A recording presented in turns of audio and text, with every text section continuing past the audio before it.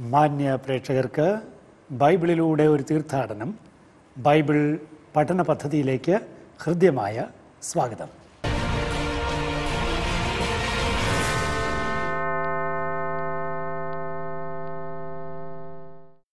പ്രിയ സുഹൃത്തുക്കളെ, സങ്കീർത്തന പഠനത്തിൻ്റെ 181 എപ്പിസോഡിലാണ് നമ്മൾ എത്തിയിരിക്കുന്നത്.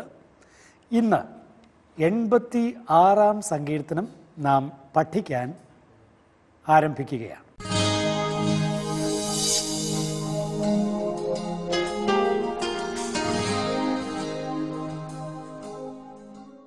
ഞാൻ നിങ്ങൾക്ക് അതിലെ ഒരു വരി മൂലഭാഷയിൽ ഒന്ന് നിങ്ങൾ പഠിച്ചെടുക്കാനായിട്ട് നിങ്ങളോട് ഞാൻ അഭ്യർത്ഥിക്കുകയാണ്.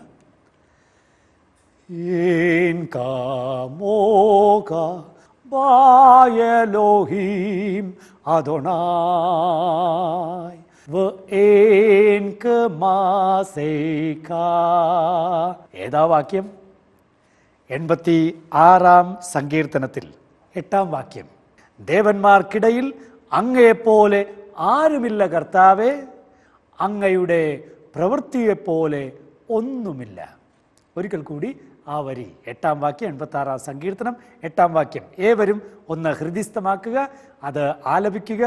വളരെ സുന്ദരമായ 1 പ്രമാണത്തിൻ്റെ അതിസുന്ദരമായ ഒരു കാവ്യ ആഖ്യാനം പോലെയാണത്. Elohim Adonai ve'en k'maseika. അതിസുന്ദരമായ 86 സങ്കീർത്തനം. ഇതിന് ഞാൻ കൊടുക്കുന്ന ശീർഷകം ദുരിതക്കയത്തിലെ ധാർമ്മികത എന്നാണ്. ദുരിതക്കയത്തിലെ ധാർമ്മികത. ജീവിതം നിലയില്ലാത്ത കയം പോലെ ഇങ്ങനെ പോകുമ്പോഴും ദൈവത്തിൻ്റെ ഹിതം അതനുസരിച്ച് ജീവിക്കണമെന്ന് നിർബന്ധമുള്ള ഒരു സങ്കീർത്തകൻ. ദുരിതക്കയത്തിലെ ധാർമ്മികത. നമുക്ക് ഈ സങ്കീർത്തനത്തെക്കുറിച്ച് പൊതുവേ പറഞ്ഞാൽ ഇത് ഒരു പ്രാർത്ഥനയാണ്. 15ഓളം പ്രാർത്ഥനകൾ ഇതിലുണ്ട് എന്നാണ്. ചിലതെങ്കിലും ആവർത്തനമാകാം, എങ്കിലും 15ഓളം പ്രാർത്ഥനകൾ. 86 സങ്കീർത്തനം ഒരു നിറ പ്രാർത്ഥനയാണ്. പ്രേ ഗോഡ് ഹിയേഴ്സ് അസ്. പ്രാർത്ഥിക്കുക, ദൈവം നമ്മെ കേൾക്കുന്നു. ഈ സങ്കീർത്തനത്തിന് ചില പ്രത്യേകതകളുണ്ട്. ആ പ്രത്യേകതകൾ ആദ്യമേ മനസ്സിലാക്കുന്നത് നല്ലതാണ്. ദാവീദിൻ്റെ പേരിലുള്ള 3 പുസ്തകത്തിലെ ഏക സങ്കീർത്തനമാണിത്. ഏതാ 3 പുസ്തകം ഓർക്കുന്നുണ്ടോ? നമ്മൾ ആ ഡിവിഷനൊക്കെ പറഞ്ഞത് തുടക്കത്തിൽ പറഞ്ഞതാണ്. 1 മുതൽ 41 വരെ 1 പുസ്തകം, 42 മുതൽ 72 വരെ 2 പുസ്തകം, 73 സങ്കീർത്തനം മുതൽ 89 സങ്കീർത്തനം വരെ 3 പുസ്തകം. കണ്ടോ, അതിൽ 86 സങ്കീർത്തനത്തിൻ്റെ ശീർഷകത്തിൽ മാത്രമാണ് ദാവീദിൻ്റെ പേരുള്ളത്. മറ്റൊന്നിലും ദാവീദിൻ്റെ പരാമർശം ഇല്ല. അങ്ങനെ ഒരു പ്രത്യേകത ഇതിനുണ്ട്. ഇനി മറ്റൊരു പ്രത്യേകത,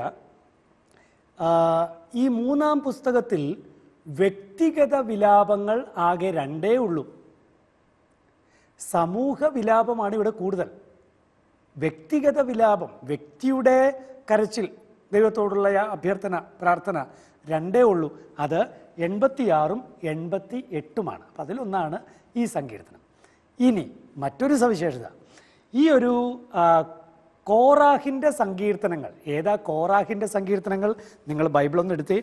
അവിടെ നിങ്ങൾ ശീർഷകം നോക്കിയാൽ 84ൻ്റെ ശീർഷകം നോക്കി, അവിടെ കോറാഹിൻ്റെ പുത്രന്മാരുടെ സങ്കീർത്തനം കണ്ടോ. 85 നോക്കൂ, അവിടെയും കൃത്യമായിട്ട് കോറാഹിൻ്റെ പുത്രന്മാരുടെ സങ്കീർത്തനം. 87 നോക്കൂ, കോറാഹിൻ്റെ പുത്രന്മാരുടെ സങ്കീർത്തനം. 88 കോറാഹിൻ്റെ പുത്രന്മാരുടെ സങ്കീർത്തനം. അപ്പോൾ കോറാഹിൻ്റെ പുത്രന്മാരുടെ സങ്കീർത്തനം എന്നുള്ളത് ഒരു ഗണമായി കിടക്കുന്നിടത്ത് നടുക്കൊരു മുറിപ്പാടായിട്ട് വന്നിട്ടുള്ളതാണ് 86 സങ്കീർത്തനം. 86 സങ്കീർത്തനത്തിലോ ശീർഷകം ദാവീദിൻ്റെ പ്രാർത്ഥന എന്ന് മാത്രം. കണ്ടോ, അതാണ് ഞാനിവിടെ പറയാൻ ഉദ്ദേശിച്ചത്. കോറാഹിൻ്റെ സങ്കീർത്തന ഗണത്തെ 84, 85, 87, 88 എന്നിങ്ങനെ 2ആക്കി വിഭജിക്കുന്ന സങ്കീർത്തനമാണ് 86 സങ്കീർത്തനം. ഇനി ഇവിടെ ദാവീദിൻ്റെ പ്രാർത്ഥന എന്നാണ് പറഞ്ഞിരിക്കുന്നത്. അപ്പോൾ അവിടെ തെഫില്ല ലി ദവീദ്, തെഫില്ല ഈ ശീർഷകത്തിൽ തെഫില്ല എന്ന് പറഞ്ഞിരിക്കുന്നത് മറ്റ് 4 സങ്കീർത്തനങ്ങളിൽ കൂടിയുണ്ട്. 17:1 പ്രാർത്ഥന എന്ന ശീർഷകമാണ്. 90:1, 102:1, 142:1 ഇവിടെ എല്ലാം ശീർഷകങ്ങളായിട്ട് നമുക്ക് പ്രാർത്ഥന തെഫില്ല എന്ന പ്രയോഗം നമുക്ക് കാണാൻ സാധിക്കും. ഞാൻ നേരത്തെ പറഞ്ഞല്ലോ, ഈ സങ്കീർത്തനത്തിൽ മൊത്തത്തിൽ 15ഓളം പ്രാർത്ഥനകളുണ്ട്. ഇനി ഈ സങ്കീർത്തനത്തിന് ഒരു ചീത്തപ്പേരുണ്ട്. എന്താണെന്നറിയാവോ? ഇത് കട്ട് ആൻഡ് പേസ്റ്റ് ആണെന്ന്. എങ്ങനെ? നിലവിലുള്ള പല സംഗതികളിൽ നിന്നും ഉള്ള സംഗതി എടുത്ത് ചെയ്തിരിക്കുന്നതാണ്. അതിന് ചില ഉദാഹരണങ്ങൾ കാണിക്കാം. 1-ാം വാക്യത്തിൽ അതിൽ സെക്കൻഡ് പാർട്ട് അത് സങ്കീർത്തനം 40:17 അത് തന്നെയാണ്. ഇനി അതുപോലെ തന്നെ 69:29, 109:22 ഈ ഭാഗങ്ങളോടൊക്കെ കടപ്പെട്ടിരിക്കുന്നു 86-ാം സങ്കീർത്തനത്തിലെ 1-ാം വാക്യത്തിലെ 2-ാം ഭാഗം. ഇനി 4-ാം വാക്യമോ 54-ാം സങ്കീർത്തനം 3-ാം വാക്യമായിട്ട് ബന്ധമുണ്ട്. ഇനി 4-ലെ 2-ാം ഭാഗമോ അത് 25-ാം സങ്കീർത്തനം 1-ാം വാക്യവും 143-ാം സങ്കീർത്തനം 8-ാം വാക്യവുമായിട്ട് ബന്ധമുണ്ട്. ഇനി ഇതിലെ 11-ാം വാക്യത്തിലെ ആദ്യ ഭാഗമോ അതിന് 27:11 143:8 ബന്ധമുണ്ട്. ഇനി 5-ാം വാക്യവും 15-ാം വാക്യവുമോ പുറപ്പാട് 34:6 ബന്ധമുണ്ട്. അപ്പോൾ ഈ രീതിയിൽ നോക്കുമ്പോൾ ഇതിന് വലിയ സർഗാത്മകത ഒന്നുമില്ല, വലിയ ക്രിയേറ്റിവിറ്റി ഒന്നും ഇല്ലാത്ത ഒരാളാണ് ഇത് എഴുതിയിരിക്കുന്നത്, ഇതിന് വലിയ മൗലികത ഒന്നും അവകാശപ്പെടാനില്ല എന്നൊക്കെയുള്ള അഭിപ്രായങ്ങൾ പണ്ഡിത മേഖലയിലുണ്ട്. ഒരുപക്ഷെ അവർ പറയുന്ന ആ രീതിയിൽ ശരിയാകാം. എങ്കിലും പ്രിയപ്പെട്ടവരെ, ഇതിൻ്റെ സവിശേഷത ഇതിൻ്റെ ഘടനയാണ് എന്നോർക്കണം. അതിസുന്ദരമായൊരു സ്ട്രക്ചറാണ് ഈ സങ്കീർത്തനത്തിലുള്ളത്. 86-ാം സങ്കീർത്തനത്തിന് അതുല്യമായ ഒരു സ്ട്രക്ചറുണ്ട്. മുഴുവൻ വരികളെയും, അതായത് 17 വരികളെ ഒരു കോൺസെൻട്രിക് സ്ട്രക്ചറിലേക്ക് അഥവാ കേന്ദ്രീകൃത ഘടനയിൽ ക്രമീകരിച്ചിരിക്കുകയാണ് സങ്കീർത്തകൻ. ഇത് ജവീനി എന്ന പ്രശസ്തനായ ഒരു ബൈബിൾ പണ്ഡിതനാണ് പുറത്തു കൊണ്ടുവന്നിട്ടുള്ളത്. നോക്കുക, ഞാനിവിടെ കൊടുത്തിരിക്കുന്നത് നിങ്ങൾ നോക്കുക. A, B, C, D, E, D1, C1, B1, A1. എന്താണ് അതിൻ്റെ അർത്ഥം? 1 മുതൽ 4 വരെയുള്ള വാക്യങ്ങളിൽ ഉള്ള പ്രമേയം കർത്തൃദാസന്റെ പ്രാർത്ഥനയാണെങ്കിൽ അതുതന്നെയാണ് 16ഉം 17ഉം വാക്യങ്ങളിൽ ഉള്ളത്. കണ്ടോ? A1 സമാനത ഇവയ്ക്കു തമ്മിലാണ്. അപ്പോൾ ഇതൊരു ബ്രാക്കറ്റിംഗ് പോലെ നിൽക്കുകയാണ്. ഇനിയോ ബി 5ഉം 6ഉം വാക്യങ്ങളിൽ ദൈവ സ്വഭാവം വ്യക്തമാക്കുന്ന പ്രാർത്ഥനയാണെങ്കിൽ അതിന് സമാന്തരമായി നമ്മൾ 15ാം വാക്യത്തിൽ അതേ ആശയമാണ് കാണുന്നത്, ദൈവ സ്വഭാവം വ്യക്തമാക്കുന്ന പ്രാർത്ഥന. ഇനി സിയില് കഷ്ടതാ പരാമർശമാണ് കാണുന്നതെങ്കിൽ അത് 7ാം വാക്യത്തിൽ അങ്ങനെയാണെങ്കിൽ 14ാം വാക്യത്തിലും അത് തന്നെ കഷ്ടതാ പരാമർശം. കണ്ടോ? C1. ഇനി 8 മുതൽ 10 വരെയുള്ള വാക്യങ്ങളിൽ ദൈവിക സത്തയും ദൈവിക പ്രവൃത്തികളും ദൈവിക നാമ മഹത്വവുമാണ് വിഷയമെങ്കിൽ 12, 13 വാക്യങ്ങളിൽ ദൈവിക സത്തയും ദൈവിക പ്രവൃത്തികളും ദൈവിക നാമ മഹത്വവുമാണ് വിഷയം. ഇനി അതാണ് കേന്ദ്രം, അതാണ് ഈ സങ്കീർത്തനത്തിൻ്റെ കേന്ദ്രം. 11ാം വാക്യം ദൈവഹിത പൂർത്തീകരണവും തിരുനാമ കേന്ദ്രീകൃതത്വവും. പ്രിയപ്പെട്ടവർ, അങ്ങനെയെങ്കിൽ ഈ സങ്കീർത്തനത്തിൻ്റെ കേന്ദ്രം, അതുകൊണ്ടാണ് ശീർഷകത്തിൽ നമ്മൾ ശീർഷകം എന്താ എഴുതിയത്? ദുരിതക്കയത്തിലെ ധാർമ്മികത എന്നെഴുതിയില്ലേ? എന്നല്ലേ പറഞ്ഞത്? അത് ഈ കേന്ദ്രത്തെ പരിഗണിച്ചുകൊണ്ടാണ്. ദൈവത്തിൻ്റെ നാമം ജീവിതത്തിലൂടെ, സ്വന്തം ജീവിതത്തിലൂടെ, സങ്കീർത്തകൻ്റെ ജീവിതത്തിലൂടെ മഹത്വപ്പെടുത്താൻ സങ്കീർത്തകനുള്ള മുഖ്യ താല്പര്യമാണ് ഈ ഘടന വെളിവാക്കുന്നത്. ആ രീതിയിൽ നോക്കുമ്പോൾ തികഞ്ഞ മൗലികത ഈ സങ്കീർത്തനത്തിൻ്റെ ഘടനയിൽ സങ്കീർത്തകൻ പ്രകടിപ്പിച്ചിട്ടുണ്ട്. നമ്മൾ ഘടനയെക്കുറിച്ച് പറയുമ്പോൾ ഇതുപോലെ അമ്പരപ്പിക്കുന്ന ഘടനകൾ നമുക്ക് കണ്ടെത്താൻ കഴിയും ചില സങ്കീർത്തനങ്ങളിൽ. ഇനി ഒരു കാര്യം നിങ്ങൾ ഓർക്കണം, ഒരു സങ്കീർത്തനത്തിൻ്റെ ഘടന പഠിക്കുമ്പോൾ അതിന് വ്യത്യസ്ത ഘടനകൾ നിർദ്ദേശിക്കപ്പെടും. അത് ഈ രീതിയിലാകാം, ഇതിനെ തന്നെ വേറെ രീതിയിലാകാം, അങ്ങനെ പല ഘടനാ നിർദ്ദേശങ്ങൾ ഉണ്ടാകാം. പക്ഷേ അതിനെല്ലാം നമ്മൾ പഠിക്കുമ്പോഴും ഈ സങ്കീർത്തനത്തെ മൊത്തത്തിൽ പഠിക്കാൻ നമ്മളെ സഹായിക്കുന്ന ഒരു ഘടന, അതും യുക്തിഭദ്രമായൊരു ഘടന, അത് കണ്ടെത്തിയാൽ അത് നമ്മൾ പിന്തുടരുകയാണ്. അങ്ങനെയാണ് ജവീനിയുടെ ഈ കേന്ദ്രീകൃത ഘടന നമ്മൾ സ്വീകരിച്ചിരിക്കുന്നത്. ഓക്കെ, നമുക്ക് മുന്നോട്ട് പോകാം. 1 മുതൽ 4 വരെയുള്ള വാക്യങ്ങൾ. ആദ്യത്തേത് അത് കർത്തൃദാസന്റെ പ്രാർത്ഥനയാണ്. കർത്താവേ, ചെവി ചായിച്ചെനിക്കുത്തരമരുളണമേ. ഞാൻ ദരിദ്രനും നിസ്സഹായനുമാണ്. എൻ്റെ ജീവനെ സംരക്ഷിക്കണമേ. ഞാൻ അങ്ങയുടെ ഭക്തനാണ്. അങ്ങിൽ ആശ്രയിക്കുന്ന ഈ ദാസനെ രക്ഷിക്കണമേ. അങ്ങാണെൻ്റെ ദൈവം. കർത്താവേ, എന്നോടു കരുണ കാണിക്കണമേ. ദിവസം മുഴുവനും ഞാൻ അങ്ങയെ വിളിച്ചപേക്ഷിക്കുന്നു. അങ്ങയുടെ ദാസന്റെ ആത്മാവിനെ സന്തോഷിപ്പിക്കണമേ. കർത്താവേ, ഞാൻ അങ്ങയിലേക്ക് എൻ്റെ മനസ്സിനെ ഉയർത്തണമേ. കർത്തൃദാസന്റെ പ്രാർത്ഥന കണ്ടോ നിങ്ങൾ? 4-ാം വാക്യത്തിൽ അങ്ങയുടെ ദാസന്റെ ആത്മാവിനെ സന്തോഷിപ്പിക്കണമേ. ഇവിടെ തന്നെ സങ്കീർത്തകൻ വിശേഷിപ്പിക്കുന്നത് അങ്ങയുടെ ദാസൻ എന്നാണ്. അങ്ങയുടെ ദാസൻ, കർത്താവിൻ്റെ ദാസൻ. ആ ദാസന്റെ പ്രാർത്ഥനയാണ് ഈ 4 വരികളിൽ നമുക്ക് കാണാൻ കഴിയുന്നത്. ചെവി ചായ്ച്ചെനിക്ക് ഉത്തരമരുളണമേ എന്ന് സങ്കീർത്തകൻ ആവശ്യപ്പെടുകയാണ്. ചെവി ചായ്ച്ച ഉത്തരമരുളണം എന്ന് പറഞ്ഞാൽ അർത്ഥം എന്താ? താൻ താഴെയാണ് നിൽക്കുന്നത് എന്നാണ്, ദൈവം മുകളിലും. കണ്ടോ? അപ്പോൾ തൻ്റെ താണ അവസ്ഥയും ദൈവത്തിൻ്റെ ഔന്നത്യവും വ്യക്തമാക്കുന്നതാണ് ഈ ചെവി ചായ്ച്ച്. നോക്ക്, ദൈവം ആകാശത്തിലിരുന്ന് തൻ്റെ ചെവി ഇങ്ങനെ അങ്ങോട്ട് ചായ്ച്ച് താഴെ ഭൂമിയിലുള്ള മനുഷ്യൻ്റെ പ്രാർത്ഥന കേൾക്കണമേ. കണ്ടു, വളരെ സുന്ദരമാണ് ആ പ്രയോഗം. ചെവി ചായ്ച്ച് എനിക്കുത്തരമരുളണമേ. നിങ്ങൾ 4-ാം വാക്യത്തിലേക്കൊന്ന് നോക്കൂ. കർത്താവേ, ഞാൻ അങ്ങയിലേക്ക് എൻ്റെ മനസ്സിനെ ഉയർത്തുന്നു. ദൈവം ചെവി താഴേക്ക് ചായ്ക്കണം. സങ്കീർത്തകൻ എന്താ ചെയ്യുന്നത്? തൻ്റെ മനസ്സിനെ ഉയരങ്ങളിലേക്ക്, ദൈവത്തിലേക്ക് ഉയർത്തുന്നു. വളരെ രസകരമായൊരു ഒരു സംഗതിയാണല്ലേ അത്.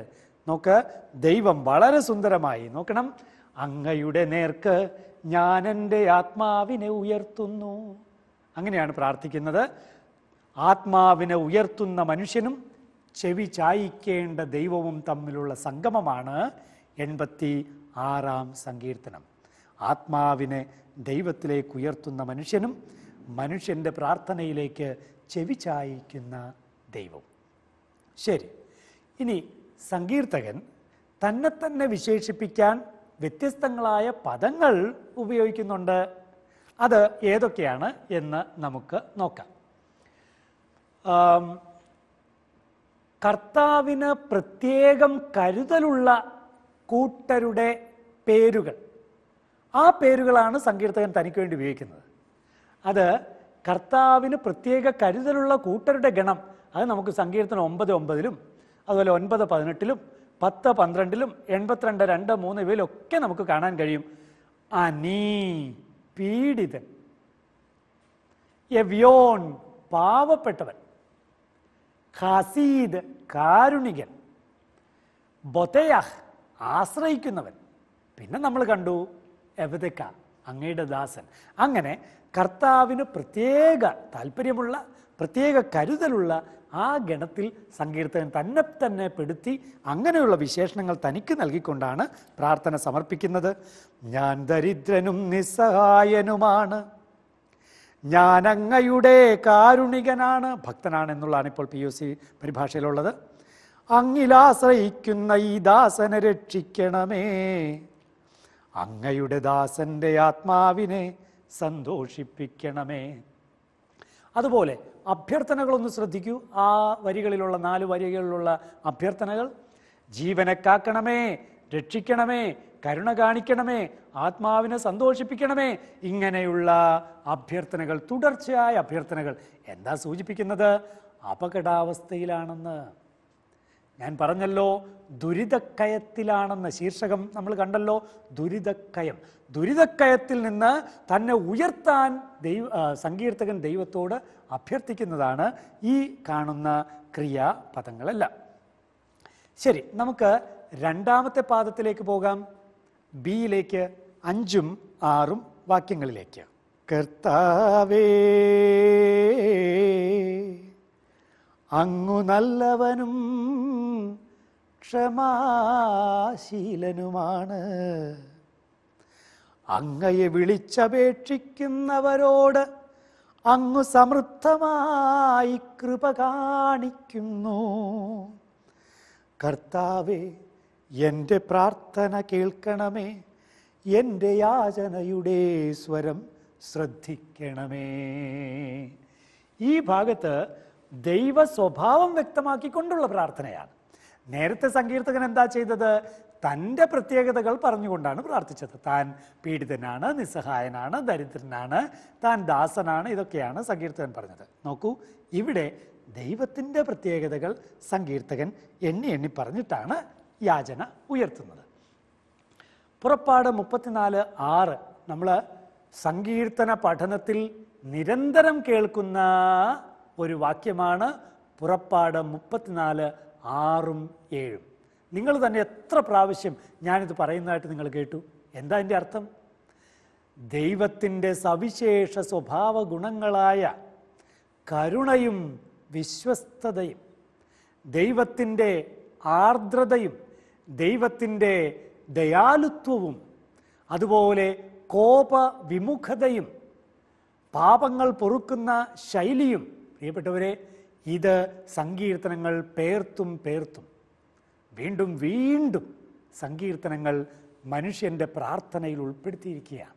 അതാണ് ഇത് ഈ ഭാഗം വീണ്ടും വീണ്ടും പറയാനായിട്ട് ഇടയാകുന്നത്. പുറപ്പാട് 34:6 വെളിവാക്കുന്ന മുഖ്യ ദൈവിക ഗുണങ്ങളും മറ്റ് ഗുണഗണങ്ങളും ഏറ്റുപറഞ്ഞുകൊണ്ടാണ് ഇവിടെ. നോക്കണം, ദൈവത്തോടുള്ള തൻ്റെ ബന്ധം വ്യക്തമാക്കിയുള്ള 1-ാം പാദത്തിലെ പ്രാർത്ഥനയ്ക്ക് ശേഷം ദൈവ സ്വഭാവം വ്യക്തമാക്കിക്കൊണ്ടുള്ള 2-ാം പാദം, അത് ഞാൻ സൂചിപ്പിച്ചതാണ്. ഇനി കരുണാസമ്പന്നനാണു ദൈവം. അതാണ് പ്രിയപ്പെട്ടവരെ ദൈവത്തിൻ്റെ മുഖ്യ സ്വഭാവ സവിശേഷതകളിൽ ഒന്നായിട്ടുള്ളത്. റവ് ഖസദ്, കരുണാസമ്പന്നൻ, കരുണയിൽ സമൃദ്ധിയുള്ളവൻ. അത് 5:7 നമ്മൾ ആദ്യം അത് കണ്ടത്. ആ ദൈവം ആ പ്രഖ്യാപനത്തോടൊപ്പം അവിടുന്ന് നല്ലവനാണ്. കണ്ടോ, മറ്റു ഗുണഗണങ്ങൾ. അവിടുന്ന് നല്ലവനാണ്, തോവ്, അവിടുന്ന് നല്ലവനാണ്. പിന്നെ അവിടുന്ന് ക്ഷമിക്കുന്നവനാണ്, സലാഹ്, അവിടുന്ന് ക്ഷമിക്കുന്നവനാണ്. നമ്മൾ 85-ാം സങ്കീർത്തനം പഠിച്ചപ്പോൾ ദൈവത്തിൻ്റെ ക്ഷമയെക്കുറിച്ച് നമ്മൾ കണ്ടതാണ്. അവിടെ നമ്മൾ നസ എന്നുള്ളൊരു ക്രിയാപദം കണ്ടു, അതുപോലെ തന്നെ കിസ്സ എന്നുള്ള ക്രിയാപദം കണ്ടു. അത് ഓർക്കുന്നുണ്ടല്ലോ നിങ്ങൾ?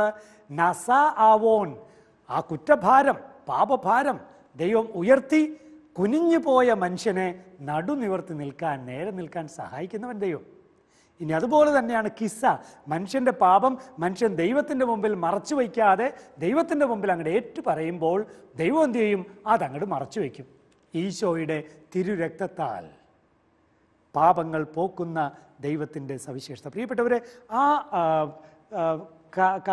ആ ഒരു കാര്യങ്ങൾ നമ്മുടെ മനസ്സിലേക്ക് വരട്ടെ. 85-ാം സങ്കീർത്തനത്തിലെ ആ സൂചനകൾ നമ്മുടെ മനസ്സിലേക്ക് വരട്ടെ. ഇനി ഇവിടെ കൃത്യമായി സങ്കീർത്തകൻ പറയുകയാണ് തെഫില്ലാത്തി. കണ്ടോ, ആ തെഫില്ല എന്ന് നമ്മൾ ശീർഷകത്തിൽ കണ്ടതാണ്. ദാവീദിൻ്റെ പ്രാർത്ഥന എന്ന് ശീർഷകത്തിൽ കണ്ടതാണ്. ഇവിടെ നമ്മൾ കൃത്യമായി കാണുകയാണ് എൻ്റെ പ്രാർത്ഥന തെഫില്ലാത്തി, എൻ്റെ പ്രാർത്ഥന കേൾക്കണമേ. അതുപോലെ മറ്റൊന്ന്, എൻ്റെ യാചനകൾ തെഹ്നൂനോനായി. ഹനാൻ എന്നുള്ള ക്രിയാപദമാണ്. യോഹന്നാൻ എന്നുള്ള പേരിൻ്റെ ധാതുവും അത് തന്നെയാണ്. അപ്പോൾ എൻ്റെ യാചനകൾ ഈ പദങ്ങളിലൂടെ സങ്കീർത്തനത്തിൻ്റെ ശീർഷകവും ഉള്ളടക്കവും ഒരുപോലെ വ്യക്തമാക്കുകയാണ് 6-ാം വാക്യത്തിൽ സങ്കീർത്തകൻ. ദൈവത്തോട് തൻ്റെ പ്രാർത്ഥനകൾ കേൾക്കണമേ എന്ന് സങ്കീർത്തകൻ പറയുമ്പോൾ, പ്രിയപ്പെട്ടവരെ, ആ പറച്ചിലിന് ദൈവത്തിൻ്റെ സ്വഭാവ സവിശേഷതകൾ അവിടെ പ്രകടിപ്പിച്ചുകൊണ്ടാണ് പറയുന്നത്. ദൈവമേ, പ്രാർത്ഥന കേൾക്കുന്നത് അങ്ങയുടെ കാരുണ്യത്തിൻ്റെയും അങ്ങയുടെ നന്മയുടെയും അങ്ങയുടെ ക്ഷമയുടെയും എല്ലാം പ്രതീകമാണല്ലോ. അതുകൊണ്ട് ദൈവമേ, അങ്ങ് എൻ്റെ പ്രാർത്ഥന കേൾക്കണമേ. നമുക്ക് 3-ാം പാദത്തിലേക്ക് വരാം. 7-ാം വാക്യം കഷ്ടത പരാമർശമാണ്. എന്താണ് ഇവിടുത്തെ വിഷയം?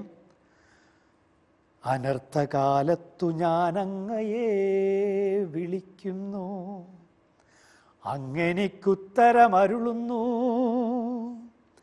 അനർത്ഥകാലത്തു ഞാൻ അങ്ങയെ വിളിക്കുന്നു, അങ്ങെനിക്ക് ഉത്തരമരുളുന്നു. വളരെ ചുരുക്കി പറഞ്ഞിരിക്കുക. കഷ്ടതാ പരാമർശം വളരെ ചുരുക്കി പറഞ്ഞിരിക്കുക. എൻ്റെ അനർത്ഥകാലത്തു ഞാൻ അങ്ങയെ വിളിക്കുന്നു. കണ്ടോ, എൻ്റെ ക്ലേശത്തിൻ്റെ ദിനം. അത് ഒരു ന്യൂനോക്തിയാണ് എന്ന് പറയാതെ വയ്യ. എന്താ ന്യൂനോക്തി? ന്യൂനോക്തി എന്ന് പറഞ്ഞാൽ ചുരുക്കി പറച്ചിലാണ്. വളരെ വിശദമായി പറയാവുന്ന ഒരു കാര്യമാണ്, ശരിയല്ലേ? എണ്ണി എണ്ണി പറയാം, ഇതൊക്കെയാണ് എൻ്റെ ക്ലേശങ്ങൾ. പക്ഷെ അതെല്ലാം ചുരുക്കി പറഞ്ഞിരിക്കുന്നു. എൻ്റെ ക്ലേശത്തിൻ്റെ ദിനം. അതിൽ വിവിധങ്ങളായ അനേകം അനുഭവങ്ങൾ സങ്കീർത്തകൻ ഒളിപ്പിച്ചു വച്ചിരിക്കുകയാണ് ആ പ്രയോഗത്തിൽ. ഇത്തരം അനുഭവങ്ങളിൽ സങ്കീർത്തകൻ എന്താ ചെയ്യുന്നത്? അങ്ങേ ഞാൻ വിളിക്കുകയാണ്. പ്രിയപ്പെട്ടവരെ, ക്ലേശങ്ങളിൽ മുഴുകിപ്പോകാതെ ദൈവത്തിലേക്ക് കണ്ണുകൾ ഉയർത്തുന്നു. അതാണല്ലോ 4-ാം വാക്യത്തിൽ നമ്മൾ കണ്ടത്. എൻ്റെ ആത്മാവ് അങ്ങിലേക്ക് ഞാൻ ഉയർത്തുന്നു എന്ന് സങ്കീർത്തകൻ പറഞ്ഞില്ലേ? ക്ലേശങ്ങൾ, കഷ്ടതകൾ, അത് 2 രീതിയിലായിരിക്കാം അതിനോടുള്ള പ്രതികരണം. ഒന്ന്, ക്ലേശത്തിൻ്റെ ചെളിയിൽ മുങ്ങി മുങ്ങി മുങ്ങി മുങ്ങി താഴേക്ക് പോകാം. മറ്റൊന്ന്, ആ ക്ലേശത്തിൻ്റെ ചെളിയിൽ നിന്ന് ദൈവസന്നിധിയിലേക്ക് സ്വരമുയർത്തി, ദൈവസന്നിധിയിലേക്ക് ആത്മാവ് ഉയർത്തി, ദൈവത്തിൻ്റെ കരത്തിലേക്ക് സ്വന്തം കരം നീട്ടിക്കൊടുക്കാം. ദൈവം ഉയർത്തിവിടാനായിട്ട്. പ്രിയപ്പെട്ടവരെ, ദൈവത്തെ വിളിച്ചപേക്ഷിക്കുന്ന അദ്ദേഹത്തിന് ഉത്തരമരുളും എന്ന ഉറപ്പ് ഉണ്ട്. അത് ശ്രദ്ധിക്കേണ്ട ഒരു കാര്യമാണ്. ദൈവം ഉത്തരമരുളും. അന എന്ന ക്രിയാപദത്തിൻ്റെ അഭ്യർത്ഥനാരൂപം നമ്മൾ 1-ാം വാക്യത്തിൽ കണ്ടത് എന്താണ്? ഉത്തരമരുളണമേ എന്നായിരുന്നു. ഇവിടെ അങ്ങനെയല്ല. അതിൻ്റെ ഭാവികാല ക്രിയാപദമാണ് നമുക്ക് കാണാൻ കഴിയുന്നത്. ഭാവികാല രൂപമാണ് കാണാൻ കഴിയുന്നത്. ഉത്തരമരുളും. ഉറപ്പാ സങ്കീർത്തകന്, ഒരു സംശയമില്ല. അപ്പോൾ താൻ വിളിച്ചപേക്ഷിക്കുന്ന ദൈവം തന്നെ കേൾക്കും എന്നുള്ള ആ ഉറപ്പ്. ശരി, നമുക്ക് പ്രിയപ്പെട്ടവരെ 4-ാം പാദത്തിലേക്ക് പോകാം. 8 മുതൽ 10 വരെയുള്ള വാക്യങ്ങളാണ്. നമ്മൾ ഈ സങ്കീർത്തനം പഠിച്ച് തുടങ്ങിയപ്പോൾ ഇതിൻ്റെ മൂലഭാഷയിൽ 8-ാം വാക്യം നമ്മൾ ഹൃദിസ്ഥമാക്കിയതാണ്. ദൈവത്തിൻ്റെ തനിമയ്ക്കും അതുല്യതയ്ക്കും ഊന്നൽ നൽകുന്ന പാദമാണ് 8 മുതൽ 10 വരെയുള്ള വാക്യങ്ങൾ. 4-ാം പാദം. En kamoga ba Elohim Adonai en kamasei ka. കർത്താവേ, ദേവന്മാരിൽ അങ്ങയ്ക്ക് തുല്യനായി ആരുമില്ല. അങ്ങയുടെ പ്രവൃത്തികൾക്ക് തുല്യമായി ഒന്നുമില്ല. അതാണ് 8-ാം വാക്യം.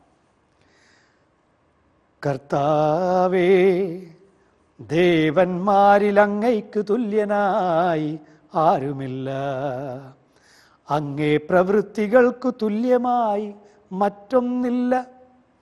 കർത്താവേ, അങ്ങ് സൃഷ്ടിച്ച ജനതകൾ വന്ന് അങ്ങയെ കുമ്പിട്ടാരാധിക്കും. അവർ അങ്ങയുടെ നാമം മഹത്വപ്പെടുത്തും. എന്തെന്നാൽ അങ്ങ് വലിയവനാണ്. വിസ്മയകരമായ കാര്യങ്ങൾ അങ്ങ് നിറവേറ്റുന്നു. അങ്ങു മാത്രമാണു ദൈവം, അങ്ങ് മാത്രമാണു ദൈവം. കണ്ടോ, 8 മുതൽ 10 വരെയുള്ള വാക്യങ്ങൾ ദൈവത്തിൻ്റെ അനന്യത, ദൈവത്തിൻ്റെ അതുല്യത, ദൈവത്തിൻ്റെ ഏകത്വം ശക്തമായി പറയുന്ന വ്യക്തമാക്കുന്ന സങ്കീർത്തനമാണ്. ദൈവത്തിൻ്റെ ഉണ്മയോടും ദൈവത്തിൻ്റെ പ്രവൃത്തികളോടും തുലനം ചെയ്യാൻ ഒന്നുമില്ല എന്ന പ്രഖ്യാപനത്തോടെയാണ് 8-ാം വാക്യം ആരംഭിക്കുന്നത്. ഇനി ആ വാക്യത്തിന് ശേഷം എന്താ പറയുന്നത്? അപ്പോൾ ദൈവത്തോട് തുലനം ചെയ്യാൻ ആരുമില്ല എങ്കിൽ ഈ സത്യ ദൈവത്തിന് മുന്നിലാണല്ലോ ആരാധന നടക്കേണ്ടത്. അതുകൊണ്ടാണ് 9-ാം വാക്യത്തിൽ നമ്മൾ കാണുന്നത്, ജനതകൾ വന്ന് അങ്ങയെ ആരാധിക്കും, കുമ്പിട്ടാരാധിക്കും, അവര് അങ്ങയുടെ നാമം മഹത്വപ്പെടുത്തും. കണ്ടോ, എല്ലാ ജനതകളുടെയും ആരാധന അർഹിക്കുന്നവൻ ഒരുവൻ മാത്രം, അവനാണ് അനന്യൻ, അതുല്യനായ ദൈവം.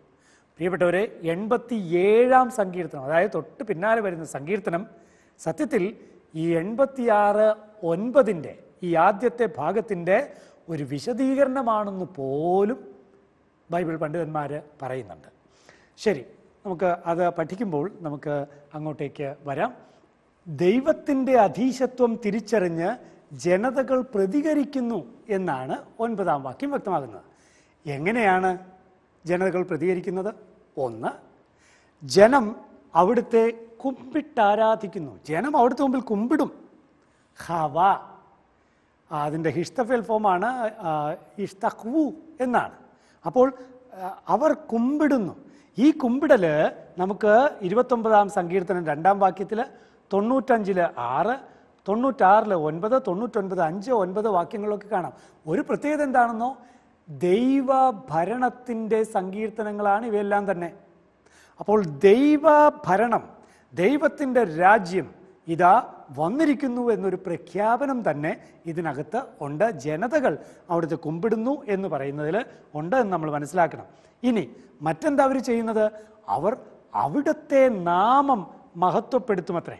കണ്ടോ, കവാദ്, മഹത്വപ്പെടുത്തുക. അത് സങ്കീർത്തനം 29, 1, 2, 9 നമുക്ക് കാണാൻ കഴിയും. എന്തുകൊണ്ടാണ് ജനതകൾ അവിടുത്തെ മുമ്പിൽ കുമ്പിടുന്നത്? എന്തുകൊണ്ടാണ് അവർ അവിടുത്തെ നാമം മഹത്വപ്പെടുത്തുന്നത്? അതിന് കാരണമുണ്ട്. അതാണ് തൊട്ടു പിന്നാലെ 10-ാം വാക്യത്തിൽ നമ്മൾ കാണുന്നത്. അങ്ങു വലിയവനാണ്, വിസ്മയനീയ കൃത്യങ്ങൾ ചെയ്യുന്നവനാണ്, അങ്ങു മാത്രമാണു ദൈവം. ദൈവം വലിയവനാണ്, ദൈവം ചെയ്യുന്ന പ്രവൃത്തികളോ വിസ്മയനീയങ്ങളാണ്. ഇനി ചുരുക്കി പറഞ്ഞാൽ അങ്ങു മാത്രമാണു ദൈവം. വളരെ സുന്ദരമായ പ്രയോഗം. അതുകൊണ്ടാണ് ഗാദോൽ, ദൈവഭരണവുമായി ബന്ധപ്പെട്ട മറ്റൊരു പ്രയോഗമാണ് ഗാദോൽ. പലയിടത്തും അത് കാണാം. 47, 2, 95, 3, 99, 2, 3 ഇവയൊക്കെ തന്നെ ദൈവഭരണത്തിൻ്റെ സങ്കീർത്തനം. അവിടെ ദൈവം ഗാദോലാണ്, വലിയവനാണ്. ഇനിയോ വിസ്മയകൃത്യങ്ങൾ, നിഫ്ലാവോത്ത്. നിഫ്ലാവോത്ത് പുറപ്പാടു സംഭവത്തിൽ പലവട്ടം ഉപയോഗിക്കപ്പെട്ടിട്ടുള്ളതാണ്. നിഫ്ലാവോത്ത്, വിസ്മയനീയ കൃത്യങ്ങൾ ദൈവം ചെയ്തു എന്നുള്ളത്. കണ്ടോ, അങ്ങു മാത്രമാണ് ദൈവം. പ്രിയപ്പെട്ടവർ, 8-ാം വാക്യത്തിൽ നമ്മൾ കണ്ടു തുടങ്ങിയില്ലേ, ആരാണ് എയിൻ, ആരുമില്ല എന്ന്. എയിൻ കാമോക്ക ബാ എലോഹീം അദോണായി എയിൻ എയിൻ മസ് ഏക്ക. അപ്പോൾ ആ ഒരു പ്രയോഗത്തിൽ അതിൻ്റെ ഒരു കണ്ടിന്യൂറ്റി നമുക്കിവിടെ കാണാം. അങ്ങ് മാത്രമാണ് ദൈവം. അത്താ എലോഹിം ലിബദ്ദക. ഈ സങ്കീർത്തന പഠനം ഇവിടെ അവസാനിക്കുകയാണ്. ഇതിൻ്റെ തുടർ പഠനം അടുത്ത എപ്പിസോഡിൽ. നന്ദി, നമസ്കാരം.